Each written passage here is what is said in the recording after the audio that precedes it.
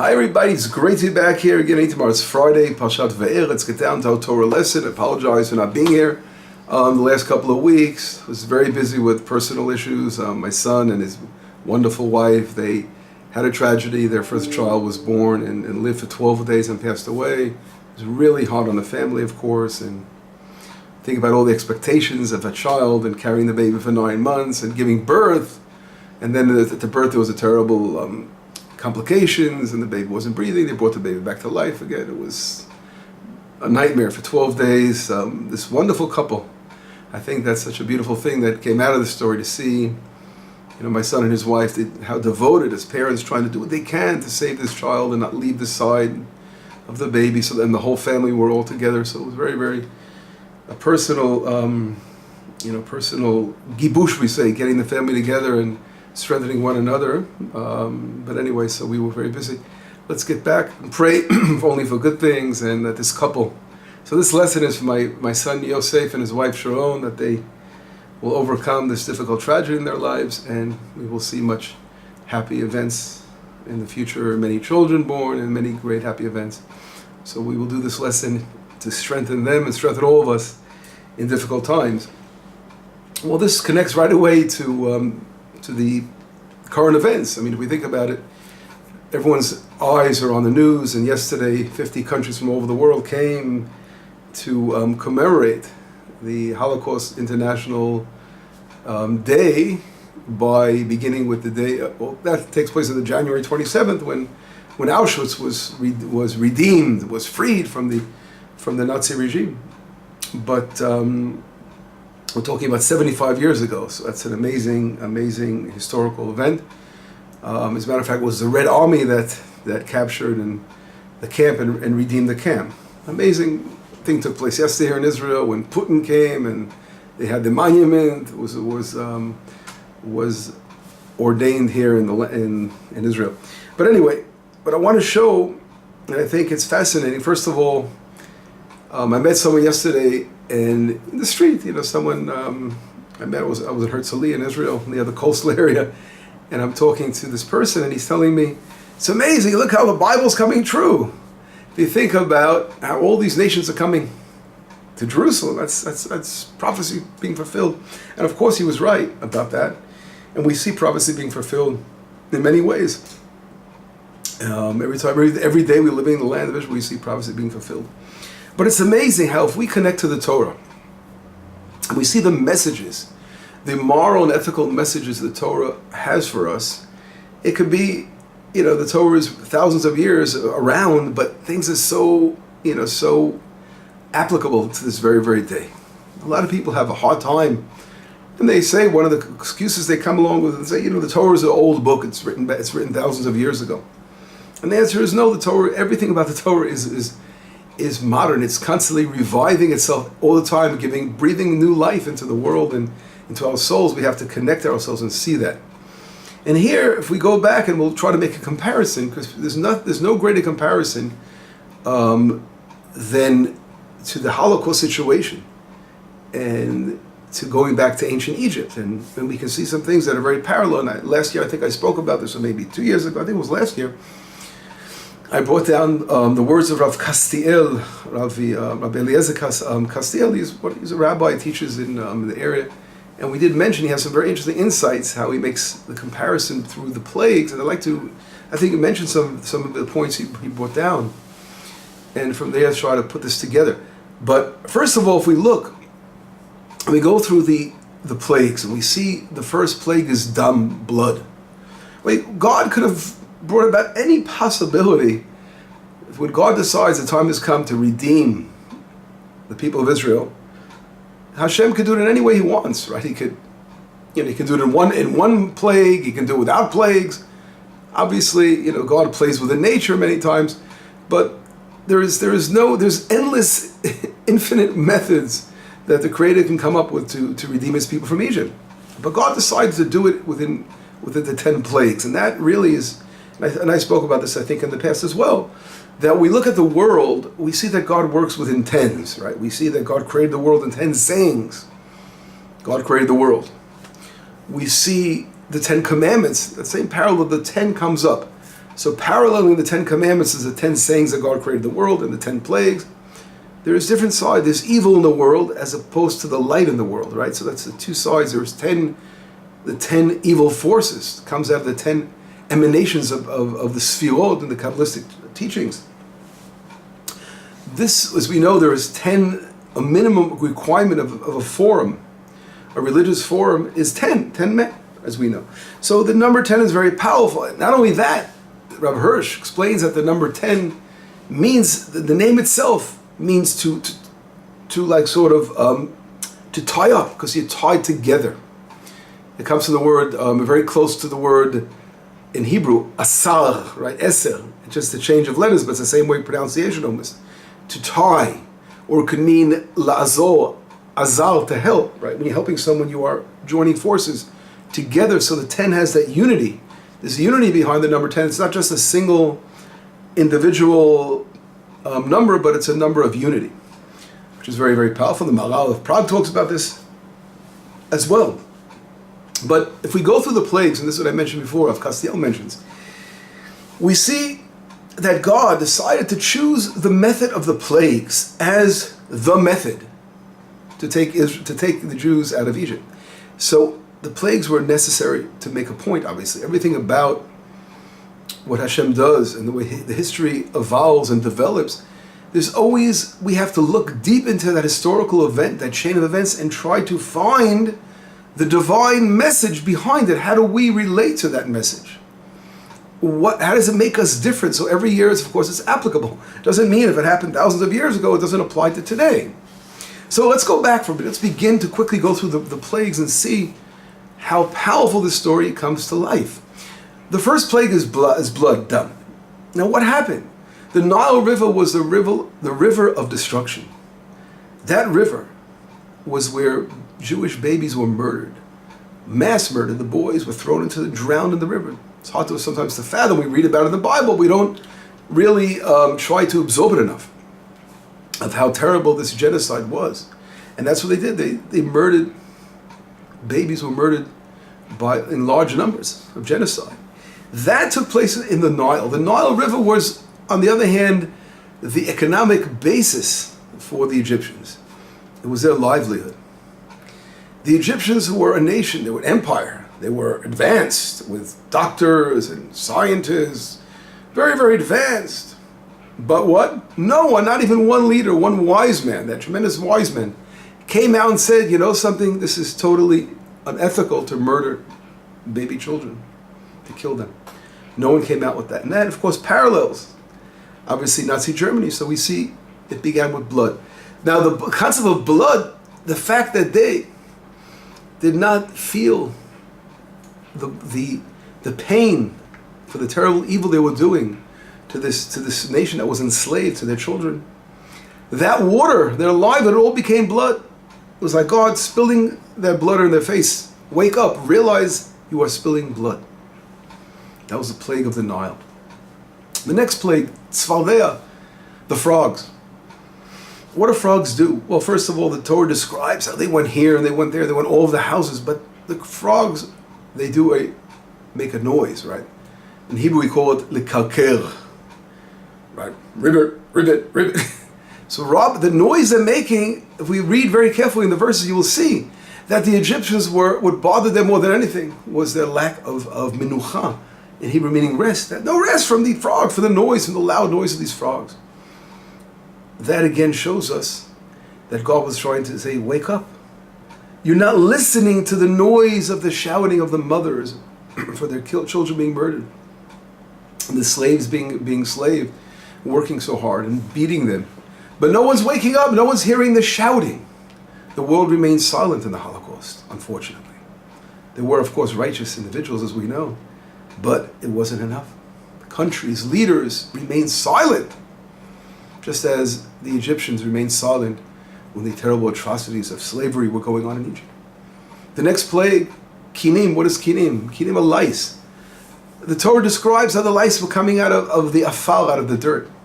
And why? Because what was made from the dirt, the clay to make the bricks, the mortar, they were coming out of the walls, and what do lice do? They suck blood again. The blood of the slaves was the enslaved people of Israel were beaten and abused. They were sucking their blood, the Egyptians of the Jewish blood. And God sent them the lice to, again, as an awakening, a measure for measure. Wake up, you are sucking the blood of others. Wake up. Is there going to be some righteous people that are going to stand out against the atrocities taking place in the world? Where are you? Again, a parallel to Nazi Germany. The next plague was Arov, the wild beasts. You are behaving like wild beasts. You will now be attacked by wild beasts. The next plague is Dever, the plague. Dever itself means plague. What does Dever refer to? Dever struck the cattle. In Hebrew, how do you say the word cattle? Mikneh. Mikneh means your possessions. When you take responsibility over a nation, they're in your land and they are for surely your slaves, your workers, right? You can say, treat them properly, with respect, with rights. How are you treating them? So if you're not treating them properly, your possessions are totally going to be destroyed. And that was the plague that struck the animals, their possessions.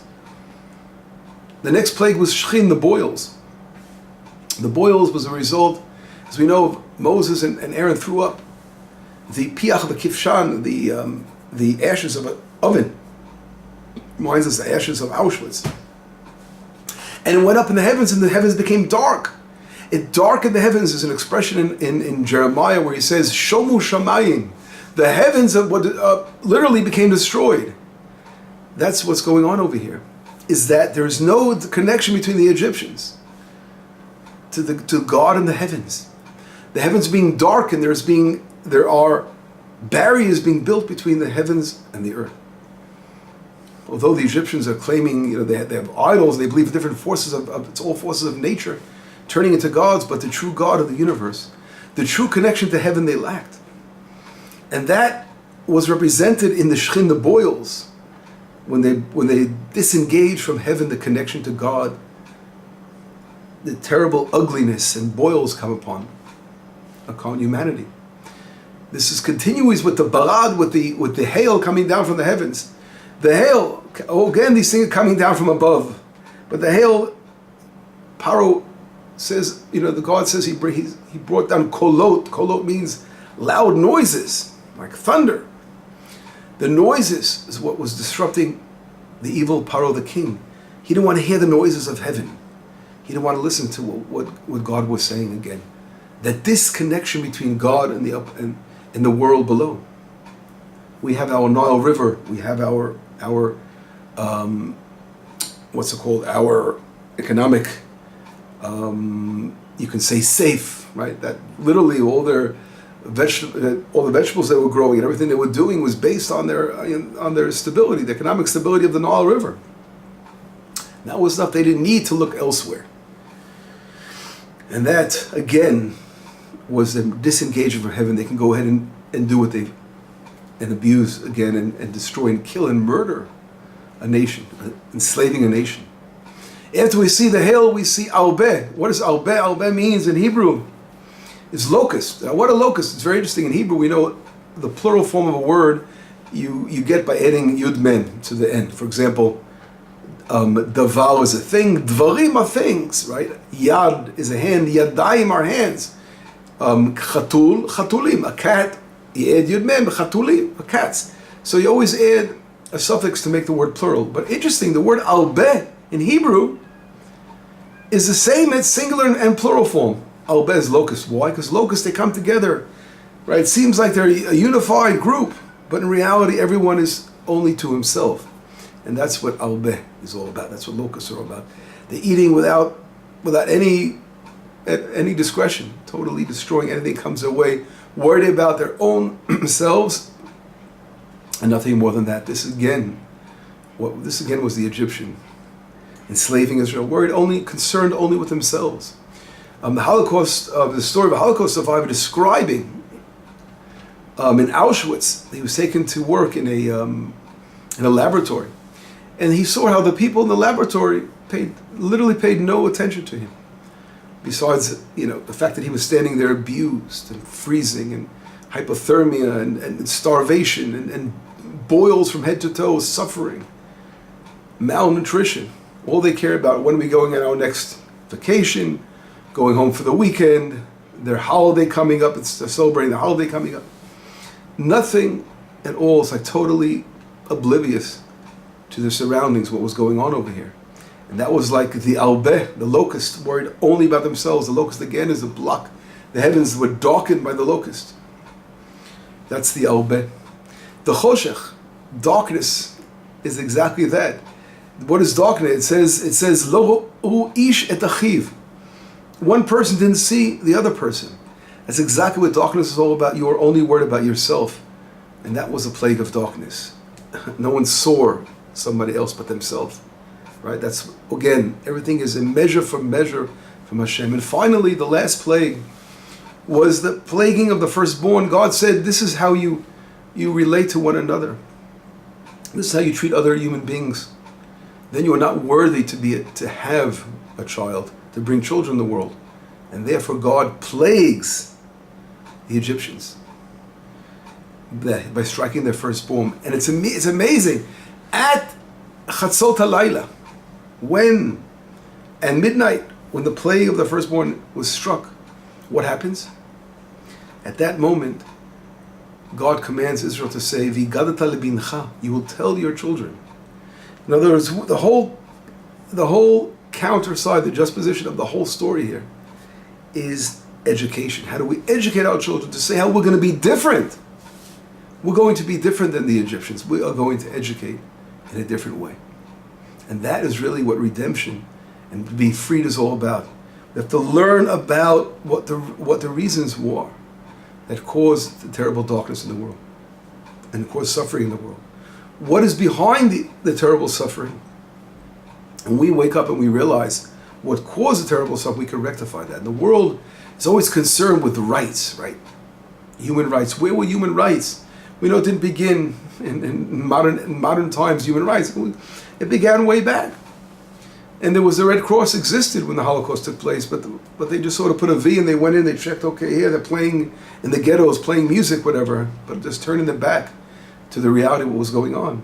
So people could talk about human rights, but in reality, it's not going to make a change on the way they behave. What's going to make a change is going to realize not what human rights are all about, but what human obligations are all about. It's more important. Because if we know our obligation, then in reality there'll be true rights to individuals in the world. There'll be true light in the world when we realize our obligation that we have as human beings. And that is really what the Torah is teaching. Everything about the Torah. It comes again, measure for measure against what the Egyptians did in the world, how they wanted to cut out light out of the world and darken the heavens and disconnect from the heavens. And through the abuse and the torture of another nation. But God is saying, wake up. What is the way to rectify all this? Is to realize our obligation for one another as human beings. To realize how we have to behave to one another. To look out for our fellow human beings. When we behave that way, then the light of redemption will shine and come forth. And that's exactly what happens. We educate. God says, now I'm bringing a nation to the world that is going to be the opposite of the Egyptians. They are going to focus on education, how to teach their children what obligation is all about. How to be a light to the nations, how to be good. The most important thing is we have to realize if you represent something in this world that is truly godly, it must be good. And anyone who talks about evil things, doing evil, by eradicating other nations and torturing other people, there's nothing good could come from that. So any religion that talks about the jihad, that talks about killing other people to sanctify God, that is evil. Because that comes from, literally, from the dark side. And those who want to shut out God's light. That's what the Egyptians behave to eradicate. When mankind begins to show how the beauty, and nothing greater in this world to do is to reach out and love your fellow man. When that is what people are going to place on their agenda more than anything, how to help the world, how to lift up humanity, how to lift up mankind, and show love for one another, that is going to bring about true redemption in the world. And we have to say, wow, the nations came. 50 nations came and they spoke, which is a wonderful thing. But we have to make sure that it's not just, again, we're not just putting a V in here. We're not just saying, okay, we remembered the day, we did our thing. We have to realize that we have to stop evil in the world and go forward with bringing good in the world. This is really our new challenge in our lifetimes. The world has been through many, many tapuchot, we say, changes and ups and downs, and now the world is really in a need for that light to shine, to lift up the world in a spiritual way, in an ethical way. We have a different challenge now. We have Israel here as a nation. We're threatened by Iran, for example, and an evil regime, right? That call themselves a religious regime when all they do is they want to sanctify death, and by threatening and then wanting to destroy and wiping out Israel. That is a sample of another Hitler in our lifetime that wants to destroy and wipe out Israel. That's the evil forces. Always these evil forces. The world has to come together against this evil nation.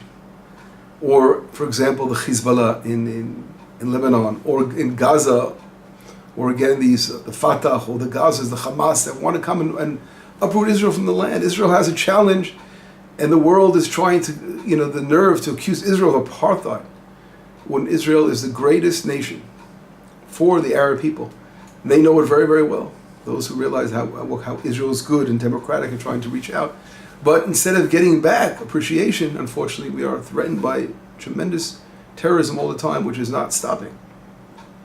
And they're just thinking about more creative ways of causing damage. And Israel just came out with a report of how many terrorist attacks were.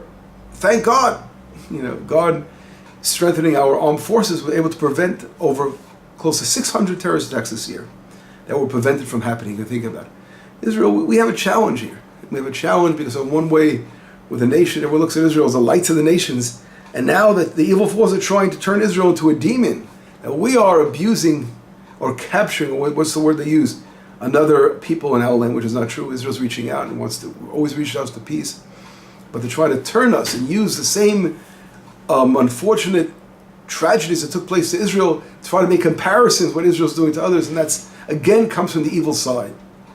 And we have to fight against that. It's a different kind of challenge we have.